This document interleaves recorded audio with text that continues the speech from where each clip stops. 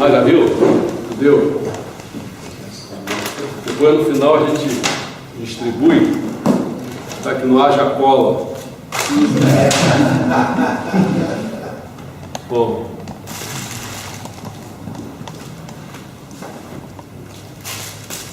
A nossa ideia é ver se a gente faz em 2 horas a parte teórica e depois 1 hora respondendo perguntas.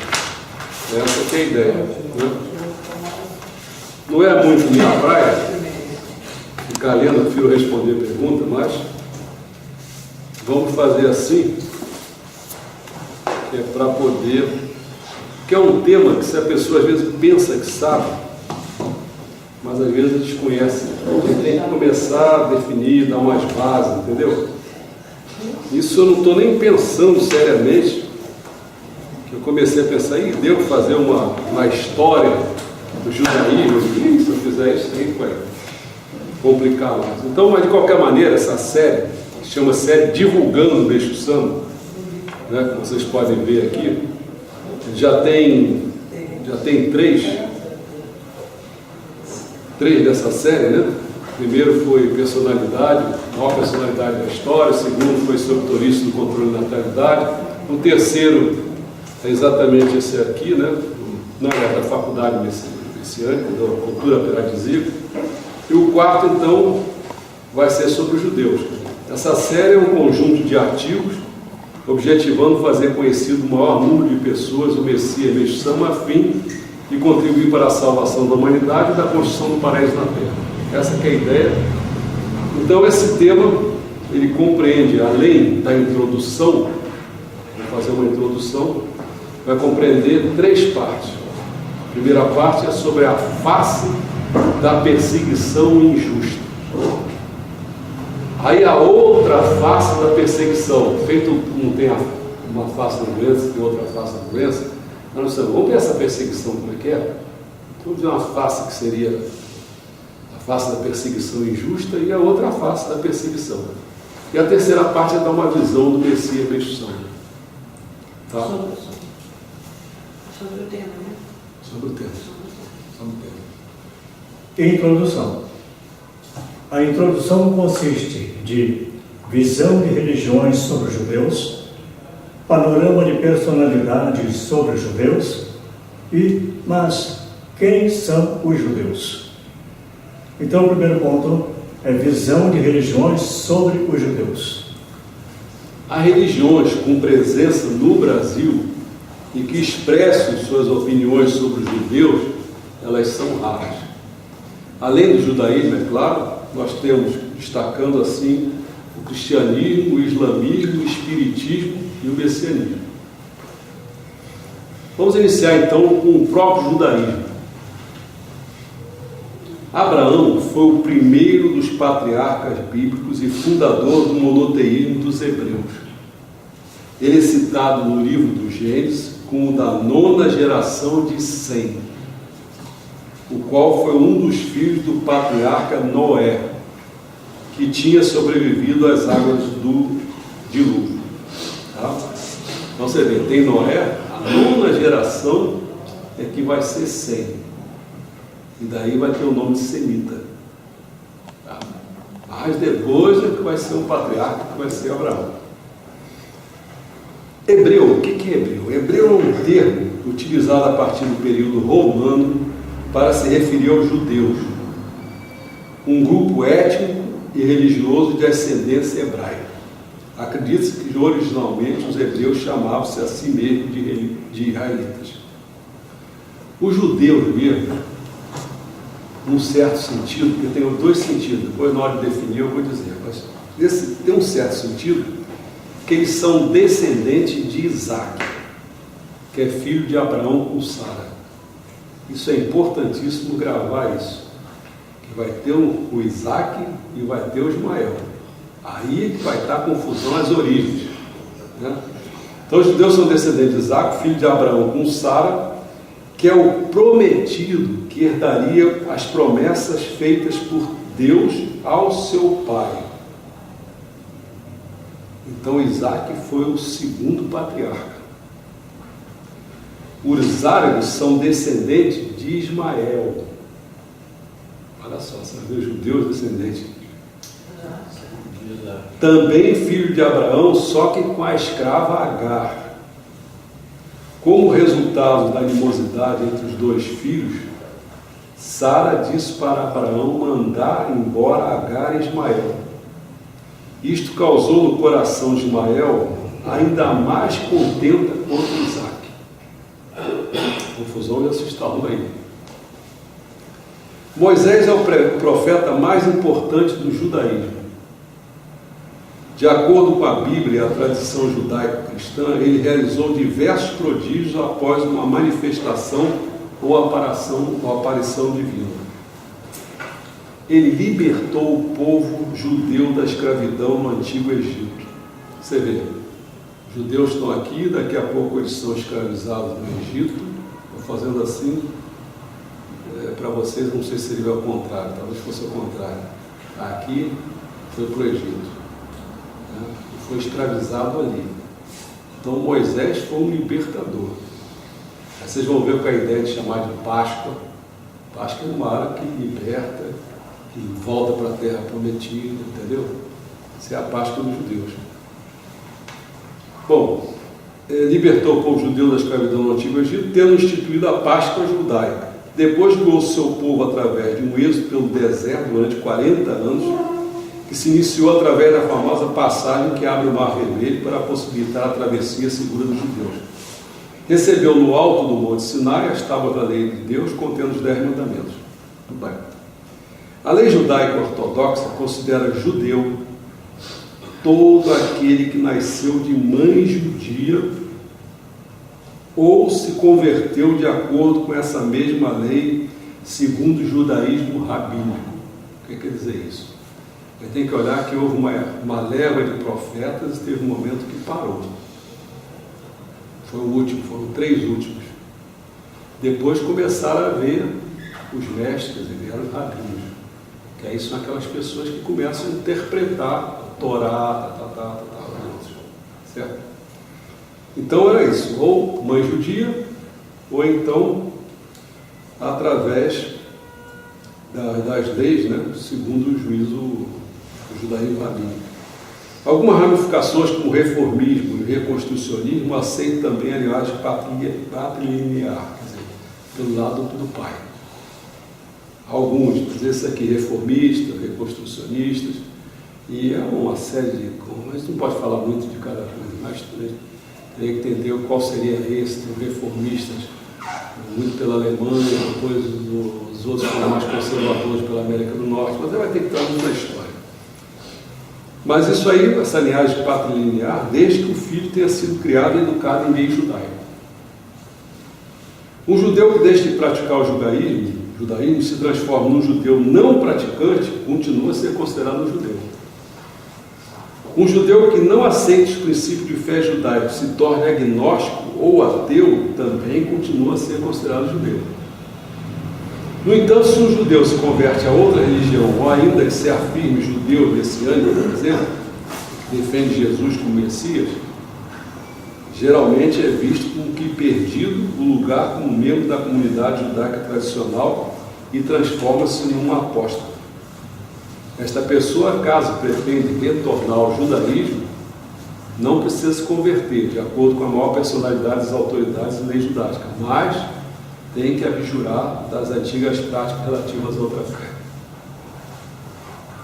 As pessoas que se desejam se converter ao judaísmo devem aderir aos princípios e tradições judaicas. Os homens têm de passar pelo ritual de Brit Milá, que é a circuncisão. Qualquer converso tem de passar ainda pelo ritual de Mikvah, banho ritual. Aqueles mergulhos que põe a pessoa lá. Né? Então são duas coisas. Isso já fazia parte da promessa de Deus com Abraão. Né? O povo tinha que ter essa marca da circuncisão. Agora, por que os judeus não acreditam em Jesus? As seguintes razões. Primeiro, Jesus não preencheu as profecias messiânicas. Pois a Torá diz: construirá o terceiro templo levará todos os judeus de volta à terra de Israel. Cristo fez isso? Jesus? Não. Entendeu? Já tinha sido 2 vezes o templo. Já foi embora, só ficou aquela muralha da alimentação. Era para construir o terceiro. Não se fez nada. Outra coisa, o cristianismo contradiz a teologia judaica. Aquela ideia cristã que tem uma trindade, isso para eles não aceita de jeito nenhum, né? Ele diz, tem um que diz assim, a Devarim dele diz, ó Israel, o eterno nosso Deus, o Senhor é um. Bom, um homem como Deus, isso também não aceita. Né? Os cristãos acreditam que Deus veio à Terra em forma humana, como disse Jesus em São João, né? Deus e Pai somos um. Os judeus não tem isso. Deus é eterno, acima do tempo, não tem nada a ver com o formato do homem. Isso é como se fosse descer muito. Eu aqui estou simplificando, na hora que você ver o livro tem mais coisa.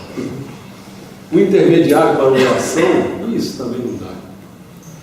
Como se fosse assim, é como Cristo fosse Deus, Jesus fosse o intermediário, né, entre o homem e Deus. Não, para eles é direto. Entendeu? Envolvimento no mundo físico. Isso aí é bem... Isso aqui acho que você vai entender um pouco por que os judeus, como tem envolvimento com o mundo físico, acham que isso aí é ultra importante, daí vai com que ele constrói riquezas. Pela essa própria filosofia. Enquanto que tem uns assim, a própria religião cristã, acho que o pobre vai ser salvo, não sei o quê, então fica deixando isso de lado. Isso não é possível no mundo judeu. Que, como se fosse o cristianismo, trata como se fosse um mal a ser evitado. Né? A inserção no mundo. Né? E tanto é que qual é o retrato da mãe de Jesus? É virgem. Olha só, não pode ter contato com o mundo. Entendeu? Bom, mas então o judaísmo acredita que Deus criou o mundo físico não para nos frustrar, mas para o nosso prazer. Aí muda todo o eixo. Né? É isso que o Meshama fala, está um pouco na Talmud. Talmud é como se fosse a hora do, vamos exagerar um pouquinho, da hora do rabino, entendeu? Mais próximo, é uma coisa mais oral, Torá mais oral. Mas olha só o que o Talmud diz. Se uma pessoa tem a oportunidade de saborear uma nova fruta e recusa-se a fazê-lo, terá de prestar contas por isso no mundo vindouro. A escola rabínica ensina como viver entre o alvoroço da atividade comercial. O judeu não se afasta da vida, eleva-a. Você está sentindo o quê? Diferente já. Outra coisa, Jesus não personifica as qualificações pessoais do Messias.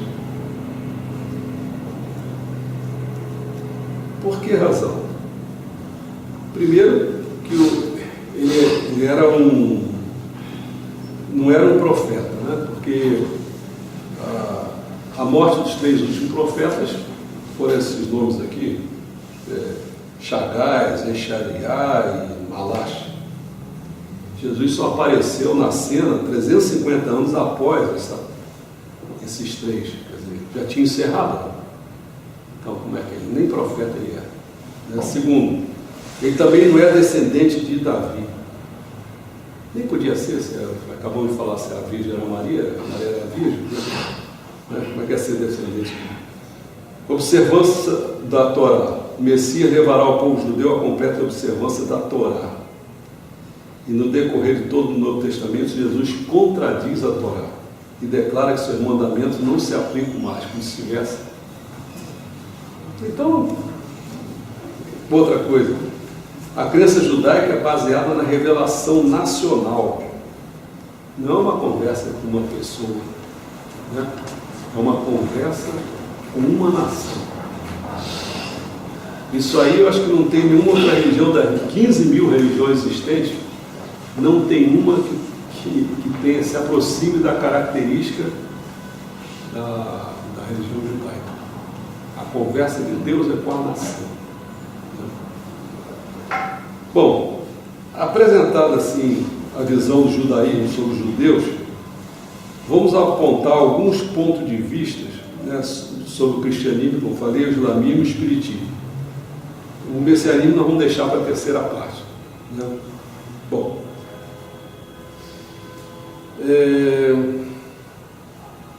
uma das coisas assim, que o cristianismo reconhece Moisés como o profeta mais importante do judaísmo. No entanto, ele rejeita o Antigo Testamento, no sentido, olha a confusão, dele opor o Deus vingador dos judeus ao Deus bondoso do Novo Testamento apresentado por Cristo. Choca um com o outro. Por que razão? Você vê, os judeus têm uma hora que eles são contra, não tem esse negócio de milagre, não. Eles não estão interessados em milagre. Eles não acreditam em Moisés lá. O grande não foi porque ele abriu o Mar Vermelho, nada disso não. Porque eles acham assim, esse negócio de milagre está mais próprio do charlatanismo ou uso de alguma entidade aí para ludibriar as pessoas, entendeu como é que é? Eles não acreditam nisso. Eles são mais ou menos semelhantes ao budismo. Budismo, Buda não fez um milagre. Fica procurando milagre da Buda. Tem milagre de Buda? Buda trabalha com a sabedoria. Cristo trabalha com amor. E Cano vai trabalhar o quê? Sabedoria, amor e força. Mas tu vai trabalhar com a força. Né? Porque não adianta se assim, o Messias vem, tá. Como é que o Messias é? Ele usa barba, ele é daquele tipo mesmo que botaram, escreveram aí, não sei o que, botaram óleo, não sei o que, ele é meio ariano, meio eslavo, como é que é isso aí? Ou é africano mesmo? Se ele aparecer por aqui e começar a falar, você vai acreditar nele? Vai dizer, pô, reconheci, é o Messias. Pô. Então, se ele aparecer por aqui, não adianta nada, ninguém vai ver nada, entendeu? Então, a característica desse Messias tem que ser força, poder. É isso que o Senhor veio trazer, poder. É claro que ele trabalhou com sabedoria e amor, mas aquele lembra, virou para o sangue, os três, sabedoria, amor e força, não são esses três, ele vem trazer essa terceira componente. Então, o islamismo aceita o Corão como sendo a inalterada e literal mensagem de Deus, estabelecendo a sua origem em Abraão. Ele tem uma esqueminha assim, né? É Abraão, Ismael, não é Isaac não. Abraão, Ismael, aí vem Isaac depois, aí vem Jacó, aí depois vem Davi, depois Moisés, Jesus, Maomé. Maomé encerra, é o profeta que vai encerrar a questão. Entendeu? Então, por que o islamismo ele está bem próximo tanto do cristianismo como do judaísmo? O problema todo é que eles acham que o judaísmo falhou e que o cristianismo se tornou espiritualmente corrupto. Por isso Deus suscitou o profeta para reformar a religião que se afastou dele. Então, essa é a ideia. O espiritismo, você gosta aí? O espiritismo é o seguinte: se debate com a condenação judaica da comunicação com os mortos. E aí falou que Moisés chegou e disse, ele não vai se comunicar com mortos, não tem. Aí o espiritismo começou, né? Falando assim,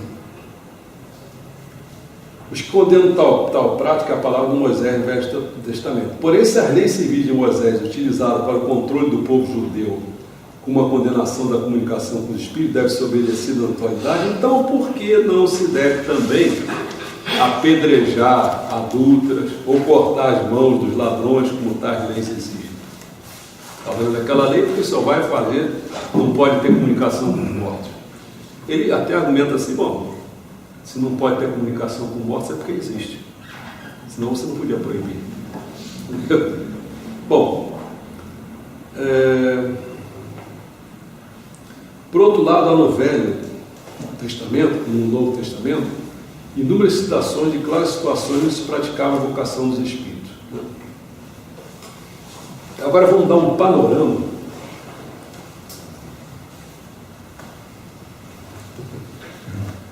panorama de personalidades sobre os judeus, que cada um falou a respeito.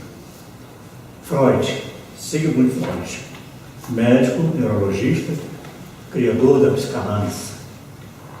Ele disse o seguinte: os judeus admiram mais o espírito do que o corpo. A escolher entre os dois, eu também colocaria em primeiro lugar a inteligência. Carlos Lacerda, jornalista político brasileiro. Os sionistas querem que os judeus tenham uma pátria sua. Para isso, invadem a pátria alheia, servindo-se da imigração como pretexto. Bill Clinton, político americano, presidente por 2 mandatos. As verdadeiras diferenças no mundo de hoje não são entre judeus e árabes, protestantes e católicos, muçulmanos, croatas e sérvios. As verdadeiras diferenças se encontram entre os que abraçam a paz e os que querem destruir, entre os que olham para o futuro e os que se agarram ao passado, entre os que abrem os braços e os que fecham os punhos. Auguste Cury, que é um psiquiatra e escritor brasileiro.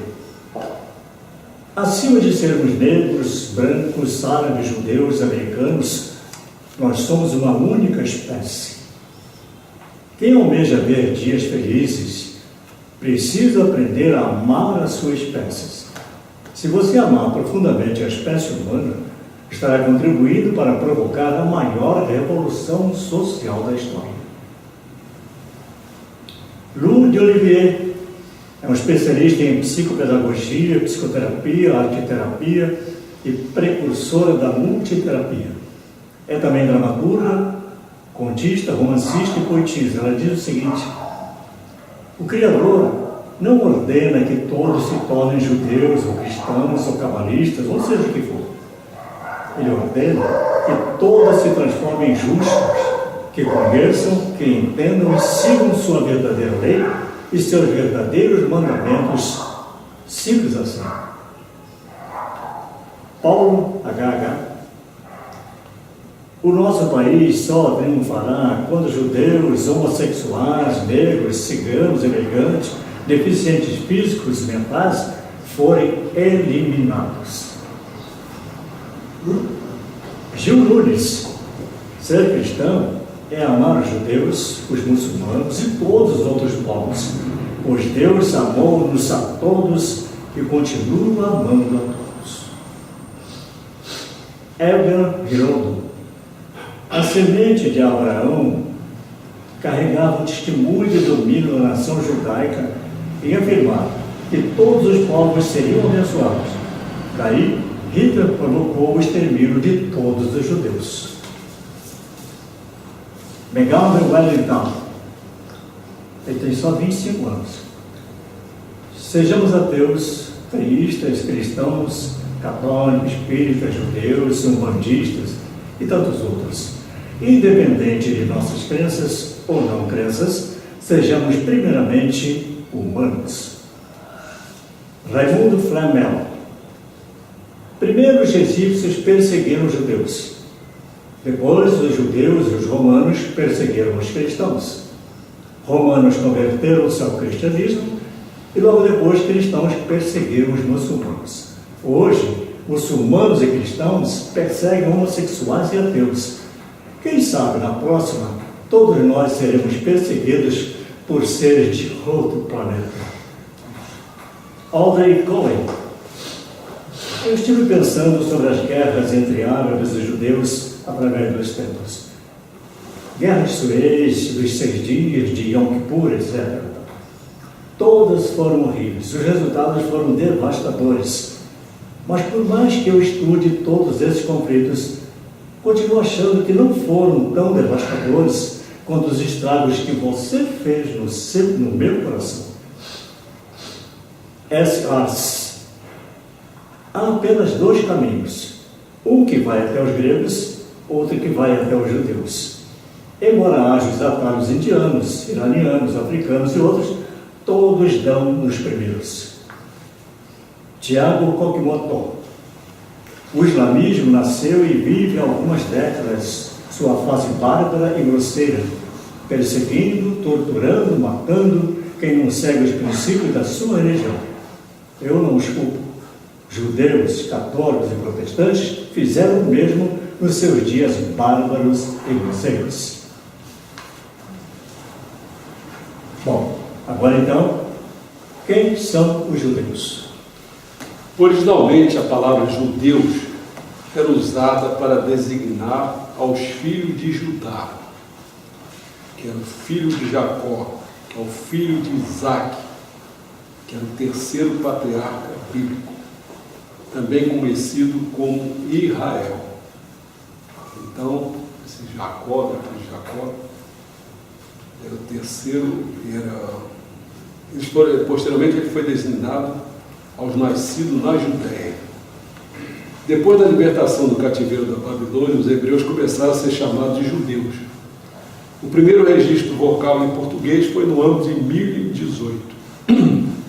Os hebreus chamavam-se assim mesmo de israelitas. Embora esse termo tenha caído em desuso após a segunda metade do século X a.C., eles falavam uma língua semítica da família cananeia, a qual se referia pelo nome da língua de Canaã. Esse povo, apagado pela grandeza de estados muito maiores, tecnologicamente avançados e mais importantes politicamente, foi responsável, contudo, pela composição de alguns dos livros que compõem a Bíblia, obra considerada sagrada por religiosos ocidentais e orientais. Aí tinha que dar uma certa explicação assim. Eu não sei o quanto as pessoas conhecem, por exemplo, se disser assim, o que seria o Oriente Médio, você já tem uma ideia, né? Ou eu desenho, ou eu vou falando e as pessoas vão tentando memorizar, assim, não sei. Se for assim, mais para baixo, tem o Egito. Né? Rodeando assim, você vai ter o Mar Mediterrâneo.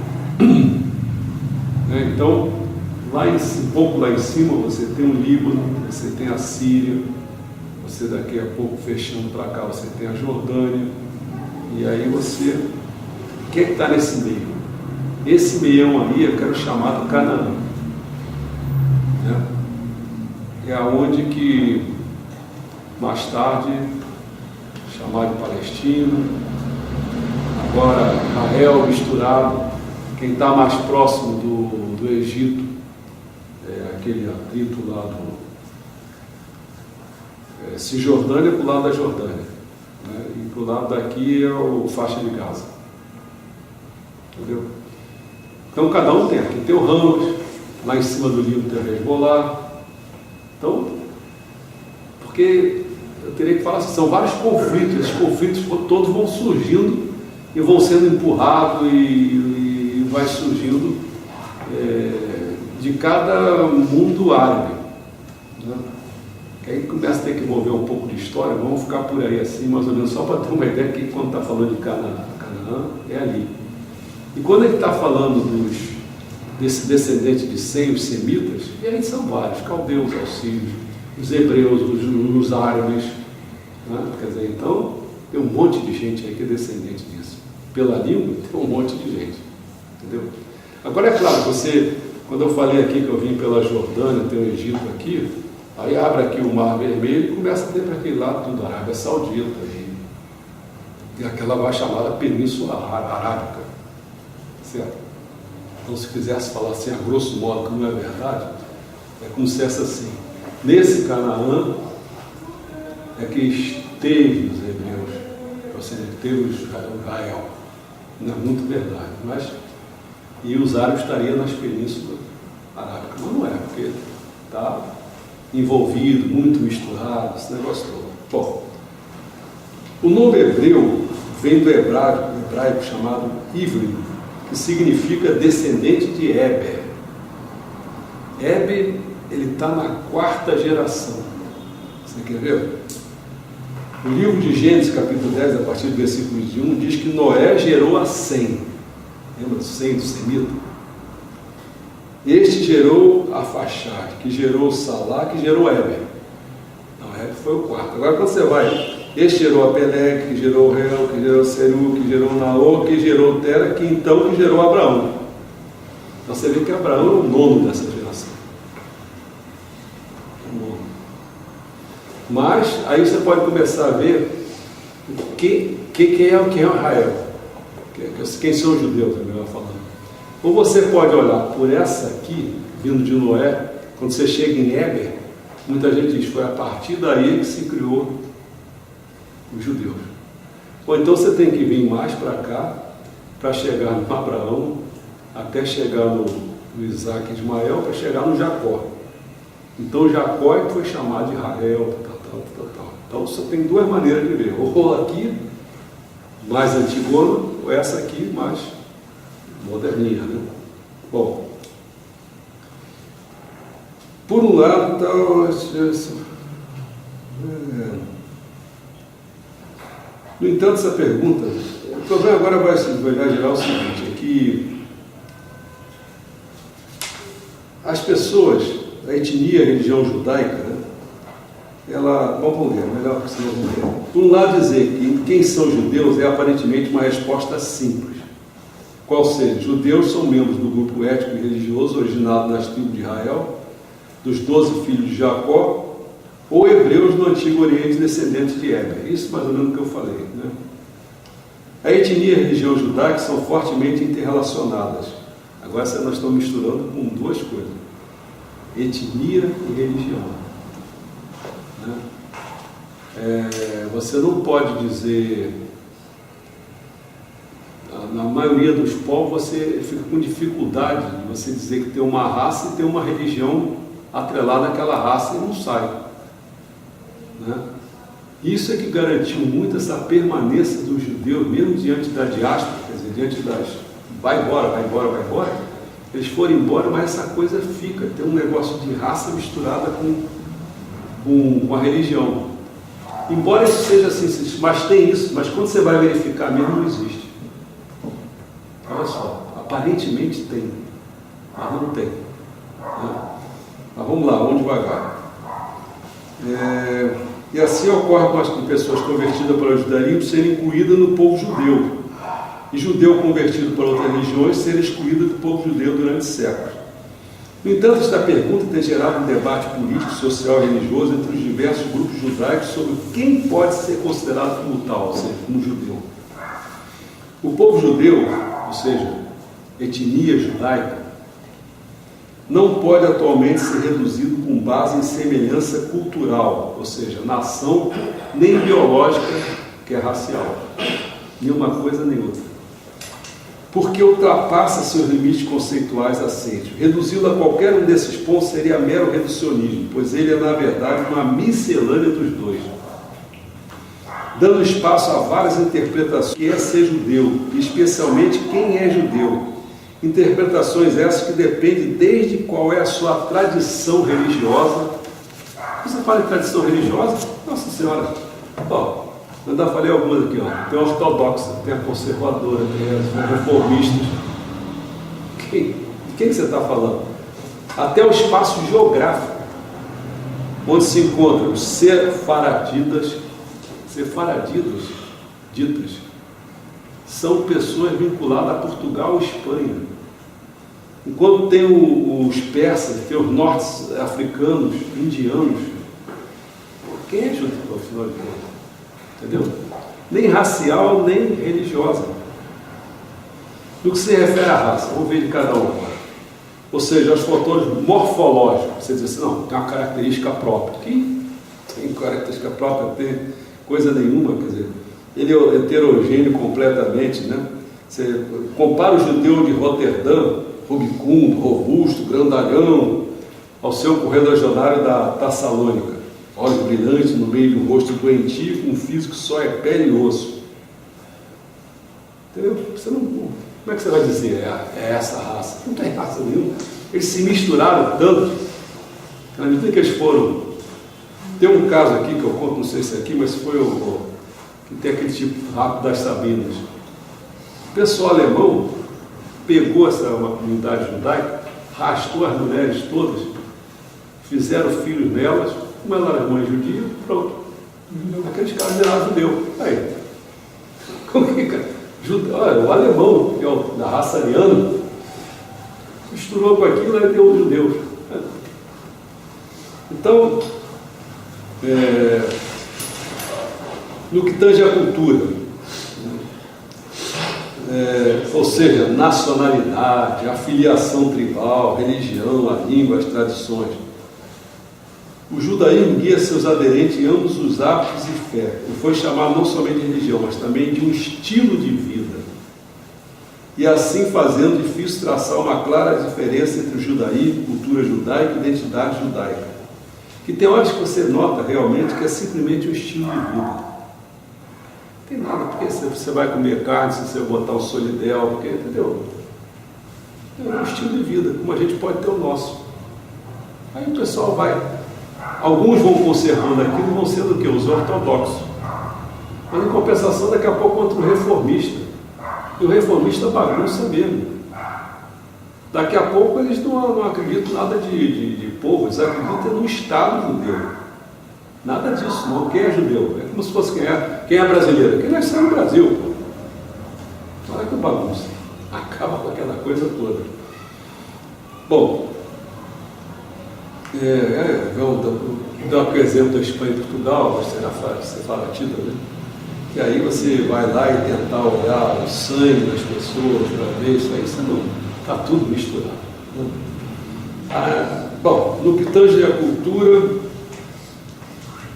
por toda a história em lugares e épocas diversas, tanto quanto o mundo antigo heleno, na Europa antes e depois do iluminismo, que é o chamado Haskalah, em Andaluz, na África do Norte, no Oriente Médio, na Índia, na China, no mundo contemporâneo, nos Estados Unidos e Israel, o fenômeno cultural desenvolveu que os judeus pode ser caracteristicamente judeu sem ser de nenhuma maneira especificamente religiosa. Destacando o aspecto agora religioso, até o final do século XVIII, os termos judeus e aderentes ao judaísmo eram praticantes sinônimos. O judaísmo era a principal ligação entre os judeus, independentemente do grau de aderência de cada um. Após o iluminismo e sua contraparte judaica Haskalah, uma gradual transformação ocorreu durante a qual muitos judeus declararam-se serem membros da nação judaica. Não implicava ter aderido à sua fé. É isso que eu falei.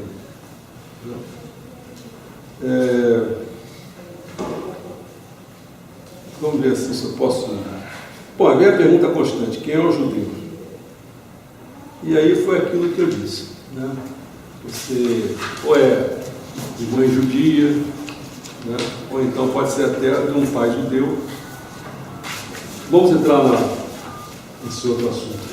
Na face da perseguição injusta. Ou seja, a gente deu um panorama sobre o que era a introdução, certo? Aí vendo o livro vocês vão ver melhor, depois as perguntas também que fizerem, a gente pode ajudar a complementar aqui. Agora vamos tratar daqueles 3 pontos. O primeiro é a face da perseguição injusta, depois nós vamos ver a outra face da perseguição, e depois vamos ver o ponto de vista do Messias, Meixo Santo. A face da perseguição injusta. O judeu reclama que ao longo dos séculos vem sendo alvo de uma longa história de perseguições em várias terras. Quer pelo anti-judaísmo, a gente vai começar a diferenciar entre anti-judaísmo, antissemitismo, entendeu? Vamos lá. Anti-judaísmo é visto como oposição ou hostilidade à religião judaica.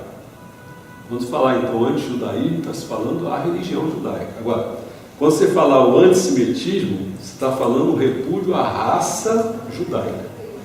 Ficou claro? Às vezes a pessoa é só uma coisa, não é a outra. Bom, resultando numa população que repetidamente foi expulsa de suas terras natais originais ou das áreas onde estavam residindo, bem como frequentemente sua distribuição demográfica alterada ao longo dos séculos. Nota-se que não há um anticulturalismo geral, apenas no aspecto religioso. Essa primeira parte, a fase da perseguição injusta, consiste de 4 pontos. Na Idade Antiga, na Idade Média, na Idade Contemporânea e, finalmente, as razões que têm sido dadas pelos judeus. Aqui a gente vai dar um rápido panorama dessas perseguições na Idade Antiga, na Idade Média, até chegar a nós, certo? É claro que aqui na Idade Antiga nós podemos falar muita coisa, mas vamos assim, isso já começou com o patriarca Abraão, que emigrou de Ur dos Caldeus para a terra de Canaã. Os filhos de Israel experienciaram o êxodo do antigo Egito. Foram lá escravizados, aquelas coisas todas, né? O reino de Israel foi mandado ao exílio permanentemente, espalhou-se ao redor do mundo, ou pelo menos em lugares desconhecidos. No Império Romano pré-cristão, você vê, a gente está dando um passeio assim bem rápido, né? Porque já começa próximo do nosso zero, né? Mas essa conversa assim, de começar com o Estado de Israel, começou em 1200. Se você quiser ir mais longe, vai mais longe. Mas então, depois de 950, tudo bem. O cristianismo iniciou a sua existência no Império Romano pré-cristão. A religião era uma parte integrante do governo civil. Os imperadores proclamaram-se como deuses na terra. Olha a encrenca. Se os imperadores romanos se declararam como deuses na terra e exigiam ser assim venerados, isso criava dificuldade não apenas para os judeus, mas também para os primeiros cristãos, que eram proibidos por suas crenças de venerar deuses da outras. Isso aconteceu muito assim, você pode ter assim, foi o shintoísmo no Japão. Quando se tornou religião oficial, acabou as outras. O imperador que era Deus na religião shintoísta. Então, por isso que o cristão sofreu perseguição. Então, só estou dando um exemplo aqui. O cara estava lá, a Roma toma conta disso, e aí? Os imperadores são deuses lá e você vai ficar como? Então, não só os judeus, mas o próprio cristão também ficou. Né? Bom, o cristianismo iniciou a sua existência no século I, como uma seita dentro do judaísmo, chamado cristianismo judaico. O momento histórico no qual se entrelaçam pela primeira vez de forma radical anti-judaísmo e antissemitismo. Juntou os dois. É na consolidação de quem? Da visão de São Paulo.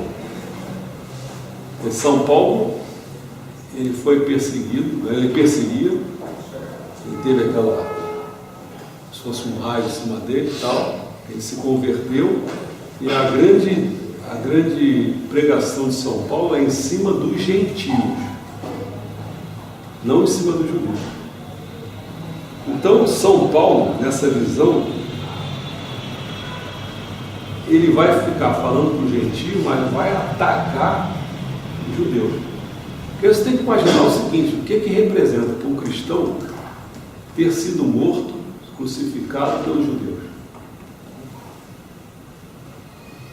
Isso aí vai ser carregado o resto da vida. Esse é um grande problema, né? Então, para o apóstolo Paulo, a revelação da Torá é uma revelação temporária. E aqueles que continuam no caminho da Torá após a chegada de Cristo são traidores. Segundo esse raciocínio, os judeus, ao rejeitarem Cristo como Messias, ao assassiná-lo, transformaram-se em agentes do mal, no povo deicida, ou seja, matador de um Deus. Após um momento histórico, após derrotar Licínio em 323 d.C., Constantino mostrou clara preferência política pelos cristãos. Acabou com os judeus. Porque enquanto que aquela guerra estava ali, mas os cristãos não estavam mandando nada, tudo bem. Quem estava lá por cima era o Império Romano. Mas no momento em que o Constantino se torna cristão, e o cristianismo vai para cima, Aí ele reprimiu o proselitismo judaico, proibiu os judeus de circuncidar até seus escravos. Uma coisa que era básica, a circuncisão, que a pessoa foi até proibida para fazer com os escravos.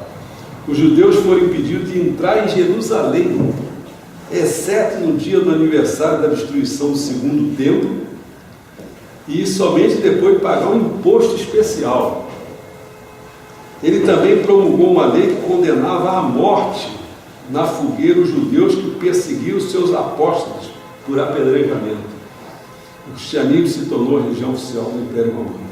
A dispersão de 2000 anos da diáspora judaica, que os judeus saíram de lá, escorraçados, começando sobre o Império Romano, à medida que os judeus estavam espalhados por todo o mundo romano, estabeleciam-se em qualquer lugar onde podiam viver livremente para praticar sua religião. Durante a diáspora, o centro da população judaica mudou da Babilônia para a Península Ibérica, depois Polônia. Isso é tudo importante. Quando a gente está falando depois Polônia, onde estavam os judeus com o nazismo, era ali, na Polônia. E em seguida Estados Unidos e finalmente Israel.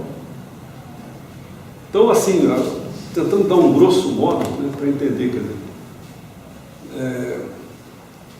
porque as origens é muito, tinha que ficar falando até chegar a essa ideia dos semitas e tal, Moisés, Sem. Então ali, enquanto que eles estão ali em Canaã, mas houve uma divisão do reino. Isso depois nós comemos mais tarde. Mas você vai ver, tem Israel e tem Judá. Entre isso aqui. E aí vai ter o Jeroboão, que foi um depois mais tarde foi vir a ser São João Batista, né, de encarnação dele, mas antes ele foi Jeroboão. Então teve um papel aí, que depois acho que eu falo no momento exato. Teve um papel, eu vou falar agora. Esse papel qual foi? Ele ficou com medo de que esse reino tornasse a se unir, esses dois. Esse reino daqui, de cima de Israel, não tinha Jerusalém, esse aqui que estava com Jerusalém. Então foi ele que fez os bezerros de ouro para as pessoas ficarem adorando, em vez de ir a Jerusalém, ficavam adorando lá. Isso, segundo se consta, que houve uma grande ira divina, que aí, a partir daí, que tinha até um reino de Israel, olha só, o reino do judeu, né? Israel e Judá, estavam constituídos. A partir dali, a Síria de um lado, Babilônia do outro, foram mandando eles para tudo quanto é lado, espalhando o judeu para tudo quanto é lado, veio o Império Romano, entendeu? Aí você tem que ficar pensando assim, aquilo que seria hoje, ainda há pouco foi chamado de Palestina, foi chamado de Canaã, foi chamado de Palestina, você tem que ficar imaginando assim, alguns judeus ficaram ali, mas não foram todos os judeus que ficaram ali. Agora ele espalhou e foi embora. Árabes ficaram ali. Né? Acho que a melhor forma de você começar a ver essa encrenca é você olhar assim, quer ver, nos seus inícios. Pensa nos indígenas brasileiros. Pensou nos indígenas brasileiros? Se você olhar, provavelmente, como se fala aí, eles vieram no mesmo, vieram pelo Estreito de Bering, que foi para ali, né? E vieram.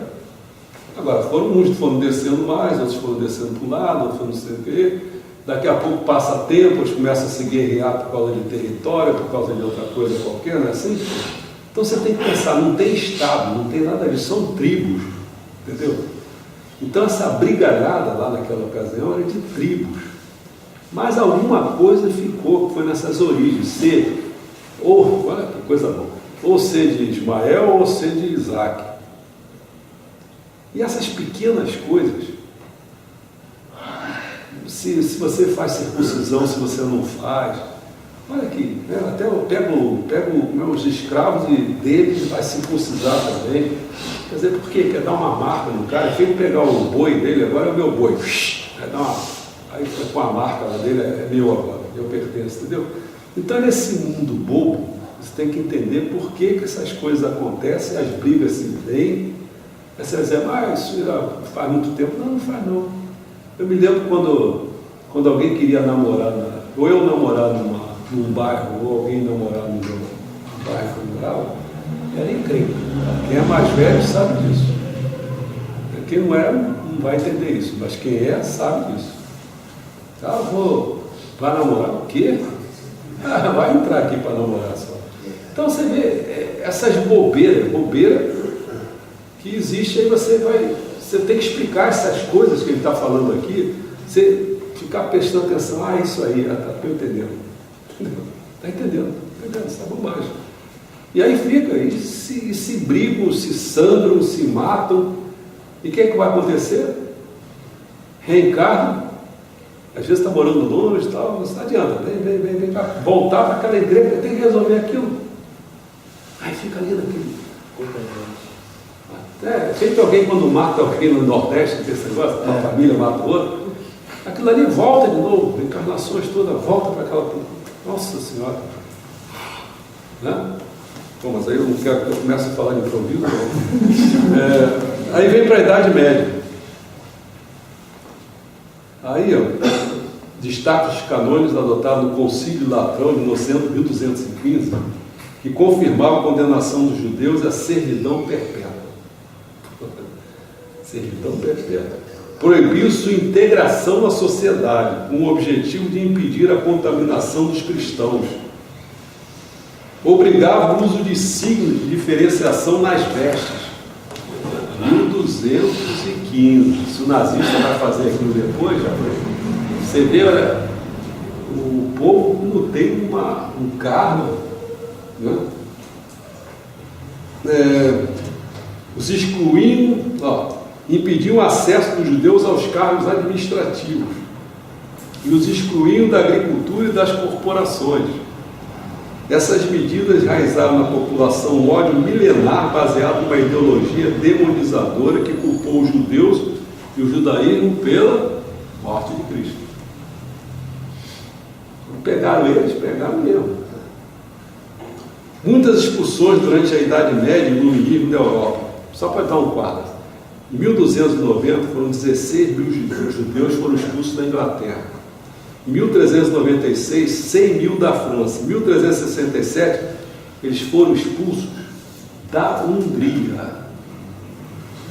Mais tarde, para você entender essa confusão da guerra de 1919, que vai ser importante no negócio dos judeus, vai ser importante porque, de um lado, existia os impérios, que seria o otomano, que seria o lado turco, Império Alemão, lá em cima, né? E tinha um terceiro, o austro-húngaro, ou húngaro aqui, austro com húngaro. Esses três formavam um eixo. Os outros seriam mais para o lado do ocidente, que seria a Inglaterra, a França, entendeu? Esses ganharam. E aí você vai ter um quadro, porque que vai começar a ver, mas você tem que entender historicamente que essas pessoas, ou seja, os judeus já foram expulsos da Hungria.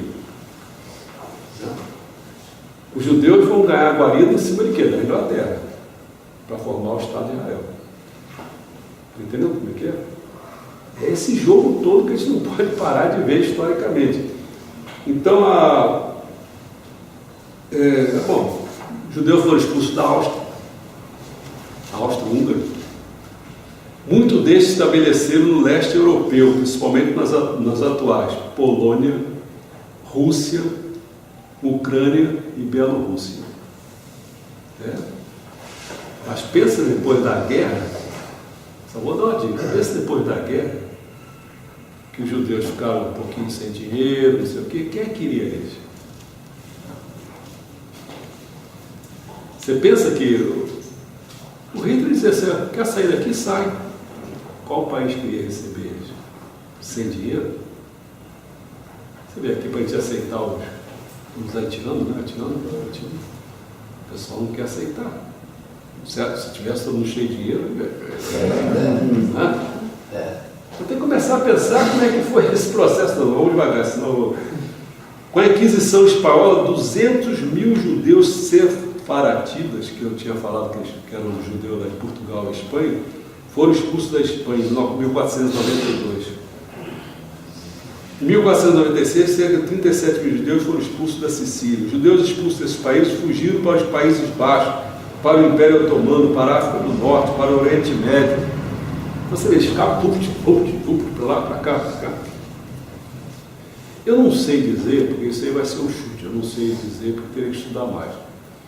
Assim, eu não sei se é essa característica, pelo menos um pouco dos judeus, talvez não serem muito acomodados e quererem um bem-estar econômico, tudo desse tipo, fazer eles se mudar mesmo. Entendeu? Acho que talvez aqueles áreas mais atrasados, porque ficava ali, sofria, ficava naquele negócio. Eu acho que eles procuravam melhorar, sempre teve essa. Qualquer lugar que eles veem, eles se irmando, vão entrar na maçonaria mais tarde, né? Eles se irmando e eles acabam conseguindo um monte de coisa. Eles são muito gozados. Eu tinha um professor que era judeu, você precisava ver como a mãe dele elogiava ele. Eu achava aquilo muito gozado. Assim, primeiro porque eu, como era um cara bom de matemática, eu sabia que não era grande coisa. Então a mãe prega, e se você acredita, você começa a dar. Não, o professor é bom demais, não sei o quê. Eles se espalham esse negócio, essa notícia, essa coisa. Se você olhar assim, mas assim, se você olhar alguns apresentadores que nós temos aqui, que são judeus, quando você olha assim, esses caras não têm valor nenhum, cara. Como é que eles estão ali na crista da onda? Porque eles se ajudam. E daqui a pouco você se acostuma com eles, você fica dizendo, pô, o cara é bom. O cara é bom não, você está acostumado. Entendeu? Bom, cita-se também que há 500 anos uma multidão imbecil matou 4 mil judeus em Lisboa, expulsaram de Portugal alguns dos seus mais cultos filhos. A perseguição durou séculos até o Marquês de Pombal, a quem o rei Dom José pediu que decretasse um distintivo obrigatório para quem tivesse sangue judeu, para botar o cara pof. Marquês de Pombal fez o seguinte, apareceu com 3 distintivos no peito. O cara, pô, o que é isso? O rei perguntou, qual é a razão, Pombal? Um por mim, outro pelo inquisidor mor e o outro por vossa majestade. Aí o Pombal era fogo. Por que isso? Judeus somos todos, os portugueses, todos um pouco. Ignorantes de nós somos todo mundo. Todo muito. Quer dizer, é misturado ali naquele negócio todo. Quem vai saber quem é judeu? Entendeu? Bom, na Idade Contemporânea, durante o século XIX, as políticas da França de cidadania igual para todos, sem levar em consideração a religião de cada um, levou a imigração de judeus para o país, especialmente do leste europeu e da Europa Central. Foi apoiada por quem? Napoleão Bonaparte. Agora você tem que começar a pensar o seguinte, eles estavam querendo vender, a burguesia tinha tomado conta, né? Tinha afastado, tinha matado imperadores,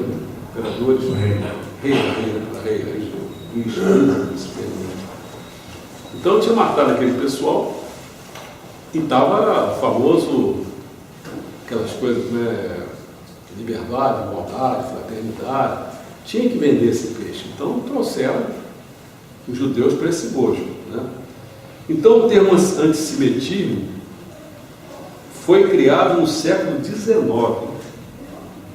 A questão racial foi criada no século XIX, quando as teorias religiosas que acusavam os judeus de decídio, né, ficaram caducas. Nesse momento, a partir de uma leitura tangibilizada das teorias ligadas ao darwinismo social, vamos juntar isso aí com o darwinismo social, com Darwin, né, quer dizer, a evolução das espécies e tal, aquelas coisas através de como é que é aquele nome que se dá? Que aquele que é o mais forte se impõe, né? Essas coisas assim. O motivo para perseguir os judeus começou a ancorar-se em pressupostos biológicos. Assim, para Hitler existiam 3 raças. Tinha a raça ariana, pura, que era dos alemães, tinha a raça dos eslavos, né? E tinha raças inferiores. As inferiores era dos destruidores, que eles chamavam a terra. Tinha nos judeus exemplos de paradigma, certo? Isso é uma questão que, se você observar, por um lado, há uma controvérsia. A pessoa, peraí, Vitor, pô, tu é meio baixinho, tu não tem olho azul, não é alto nem nada, pô. Que história é essa? Não é louro? Pô, tu não tá nessa bola toda não, né? Mas tem outras correntes que começam a falar, não, ele nasceu na Áustria, então a Áustria lá estão os judeus, estão os arianos, não sei o quê. Então existe essa controvérsia nesse meio aí. Obcecado com o ideal de pureza racial, Hitler compreendeu a história como uma permanente luta entre as diferentes raças, na qual a raça superior deve utilizar todos os meios necessários para manter sua pureza. Ele não vai muito nesse animal, você que mexe com passarinho, você vê, você começa a fazer coisa até chegar a uma situação, né? Isso quem trabalha com plantas, faz umas boias, né? Vai um monte para fazer isso. Então, esse darwinismo, né, foi pior, social, queria fazer uma mutação genética de tal ponto ser uma coisa pura, para não dar o quê? Os degenerados, mentais, não dar essas deficiências todas. Olha só, o cara materialista, entra por aí. Enquanto que o espiritualista vai começar a pensar um monte de coisa, né? Por que gerou essas pessoas que são assim, são assadas? Né? Porque foram muito ruins em determinadas épocas, então agora vem purificar, agora aqui, não sei o quê. Aquele pai que está recebendo aquele filho meio retardado, não sei o quê, mas está recebendo porque ele também fez isso, fez aquilo. Aí o cara começa a ver essa intricação toda que o materialista não vê. Ele quer passar o rodo. Pô, esse cara que está com defeito. É assim, manda pro pau, não tem que pensar muito. Bom, os pogroms, que é um termo que tem sido usado para denominar atos em massa de violência espontânea ou premeditada contra judeus e outras minorias étnicas da Europa. Então, os pogroms do leste europeu, o começo do antissemitismo moderno, o Holocausto, o começo do nacionalismo árabe, porque antes não tinha essa ideia de nação árabe. Então, era aquela coisa da tribo. Mas quando começa a criar uma nação árabe, começa a complicar. Tanto é que estou só adiantando, quando Israel for tentar se instalar lá, a primeira guerra que teve, não foi na Palestina, não. A Palestina foi mais incomodada. Não. Todo mundo saiu em cima de Israel. Todo. Egito por aqui, Líbano por lá, Jordânia por ali, encurralaram Israel. Só que Israel tinha muito mais força e ganhou a primeira guerra. Isso que falou ele falando, foi em Yom Kippur, né? Esse Yom Kippur, que chama-se Dia do Perdão, mas ele tem a conotação da Quarta Guerra. A Quarta Guerra árabe, agora chamada de árabe mesmo, foi esse daí do Kippur. Bom,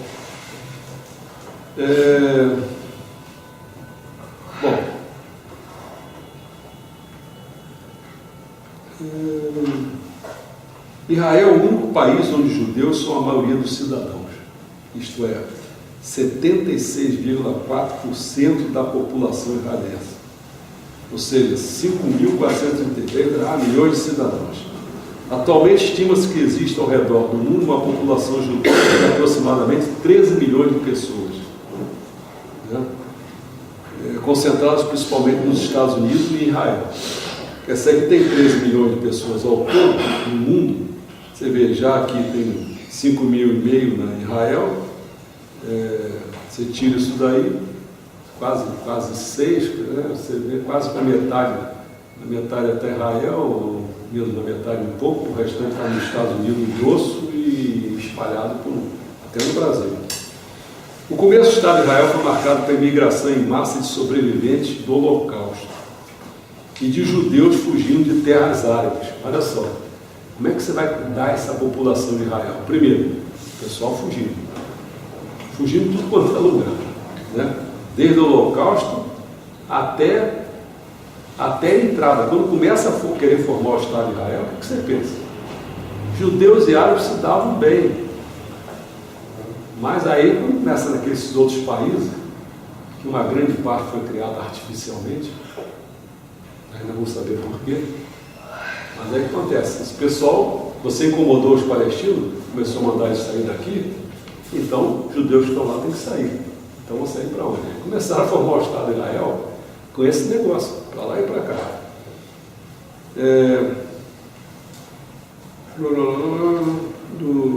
Durante os anos 70, 160 mil imigrantes chegaram da União Soviética.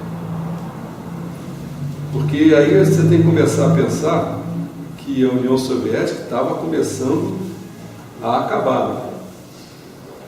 Então ninguém queria ficar espaço a todo mundo. Bom, e eram imigrantes de vários lugares. Acho que a gente pode... A Revolução Iraniana também, do Irã, forçou muitos judeus para escapar do Irã. Muitos também. Né? Quando a União Soviética deixou de existir, muitos judeus no território afetado, de repente, tinham autorização para sair do país. Todos iam uma onda de imigração para Israel no começo da década de 1990. Mas vamos lá. Vocês vão ver muita coisa agora aqui. O próximo ponto é as razões que têm sido dadas pelos judeus a respeito da perseguição, como eles entendem. Em parte se deve à relação com as tradições judias. Como é que eles acham que, por que eles são perseguidos? Porque eles são bem-sucedidos. Nossa, tem aquele negócio de querer entrar no mundo para valer. Então eles acabam sendo bem-sucedidos e está gerando inveja das pessoas, por isso que eles são perseguidos. Essa é a razão que eles estão apresentando. Né? Também tem um aspecto que eles são fechados em si mesmos. Isso gera problema. Né? Você vê que muitos que vêm para cá, não é só judeu, não. A nossa religião, por exemplo, ela só foi realmente por causa do Watanabe. O Watanabe tinha um jogo de cintura, né, que ele logo se misturou e criou esse jeitinho todo no brasileiro, gostava de brincar, não sei o quê. Japonês, a experiência que eu tive no Japão é incrivelmente assim, você quer abraçar ele, você sai fora, não tem jeito de abraçar, ele nem sabe fazer o que é abraço. Ele fica assim, fica até gostando, troço duro, entendeu? É muito encrencado, quer dizer, então você imagina, eles vêm para cá, ficam fechados em si mesmo, tem dificuldade de fazer contato. Como é que a região nossa ia se abrir para isso? Ia criar isso? Não criava nunca. Você vê que tem muita religião aí que estão aí. Chama-se religião chinesa, japonesa, religião daquele país que está aqui. Não é uma religião que se integrou aqui. Então, essa igreja, como é que se chama? Igreja Messiânica Mundial do Brasil. Isso nunca aconteceria num troço fechado desse. Continuaria com o nome mesmo. Não tem nada a fazer do Brasil. São elas aqui no Brasil. Né? No Brasil. É diferente. Bom. Recordo que os judeus se destacam em diversas áreas, como na religião, na ciência e na arte. Por exemplo, são judias figuras como Jesus Cristo, São Pedro, a Virgem Maria, Isaac Newton, Marx, Trotsky, Einstein, Bohr, Spinoza, Freud, Mendelssohn, Barbra Streisand, Woody Allen, Stanley Kubrick, Ben Affleck, Mel Brooks, George Lucas, Steven Spielberg, Norman Chomsky, Leonard Bernstein, Milton Friedman, Jerry Lewis, etc. Além de mais 100 prêmios Nobel em áreas científicas nos últimos 50 anos. Porém, é na economia onde mais chamam a atenção. Na lista dos mais ricos e famosos, eles sempre estão bem destacados como Bill Gates, fundador da Microsoft, Mark Zuckerberg, do Facebook. Aqui no Brasil, a gente tem José Safra, Silvio Santos, Luciano Huck. Também são lembrados os Bob Burks e os Rothschilds que financiaram Hitler. Uma leitura atenta na literatura relevante, entretanto, sugere que é possível postular 5 pilares básicos da teoria econômica judaica. 5, para você entender o porquê do sucesso deles. O primeiro pilar da teoria econômica judaica que postulamos é: o homem é criado à imagem de Deus. Você sabe o que isso tem a ver? Olha só. No judaísmo, essa afirmação é interpretada significando que Deus é o Criador do mundo e que o homem é o Criador do mundo. Entendeu? É como se fosse, criou isso aqui, agora aqui quem cria somos nós. Ao homem foi dada a essência divina para ser um parceiro de Deus no ato da criação. Eles falam assim, ó, tudo que foi criado durante os 6 dias que Deus criou o mundo ainda requer trabalho. Ainda requer trabalho. E não só. Deus deu ao homem um mundo incompleto. E o homem deve ajudá-lo a aperfeiçoar a criação por meio do domínio dos recursos materiais, do trabalho e da inovação. O segundo pilar é de que os direitos da propriedade privada são essenciais. Tanto é que tem nos 10 mandamentos, os dois ensinamentos são lá. Ó, não roubarás, não cobiçarás nada que pertença ao próximo.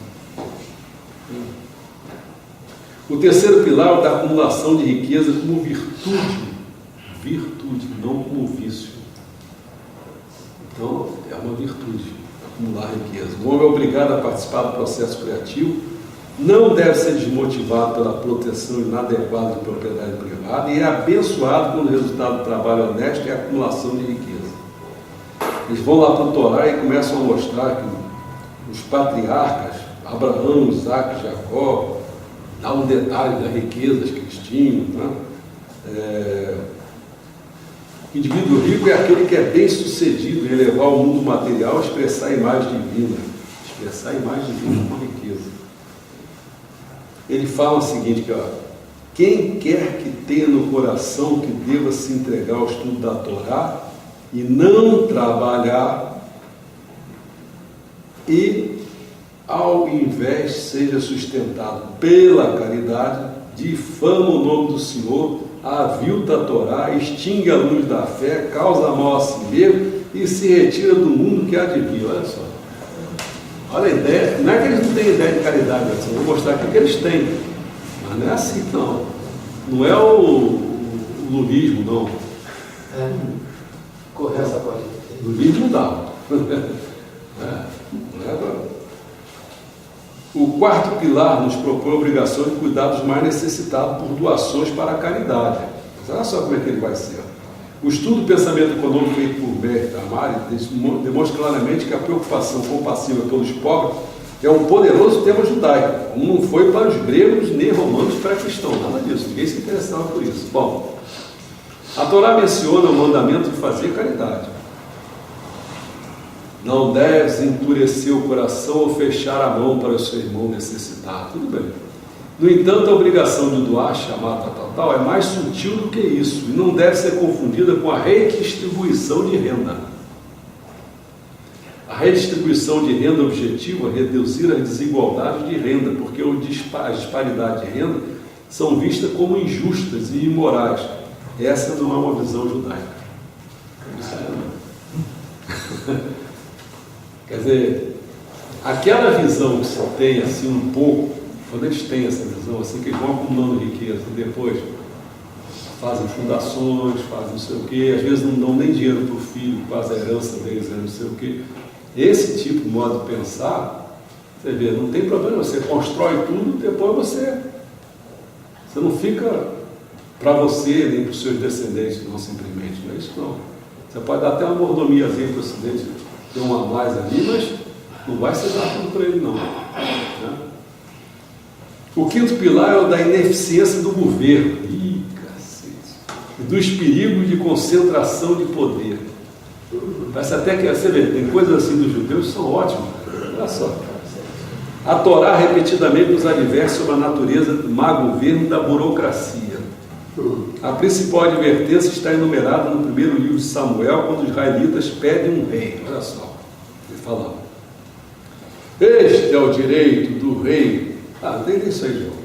Bom, este é o direito do rei que reinará sobre vós.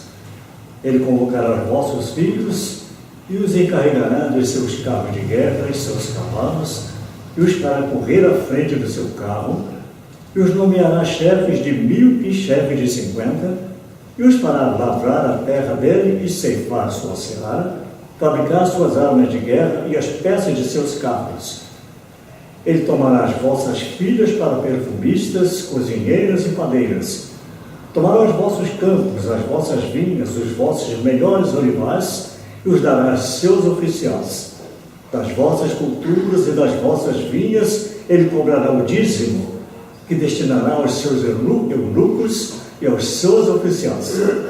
Os melhores dentre os vossos servos e as vossas servas, os vossos bois e os vossos jumentos, ele os tomará para o seu serviço. Exigirá o dízimo dos vossos rebanhos, e vós mesmos vos tornareis seus escravos. Então, naquele dia, reclamareis contra o rei que vós mesmos tiverdes escolhidos, mas Deus não vos responderá naquele dia. Eu sei, mas você não precisará, você em festa, né? Já dá uma ideia dele realmente do como ele entende como é que o Estado pode se comportar. Como está comportando hoje, ele está brincando aqui, agora está falando disso, você traduz para o imposto. Quem é que está mandando hoje? Quem é que está usufruindo das coisas? Você tem que ser do partido. Né? Aí você ocupa os cargos, você não faz concurso, não precisa de nada, você entra, né? Você está todo aparelhado, você vê que agora que eu vi, né? Ficou descontente com uma coisinha e mandou para o Supremo, mas o Supremo é deles, quer dizer, então, que confusão que nós estamos metidos. Né? Então isso foi a questão dessa face da perseguição injusta. Você vê que tem muita coisa que eles falam ali que está certa. Né? Agora vamos ver um outro lado.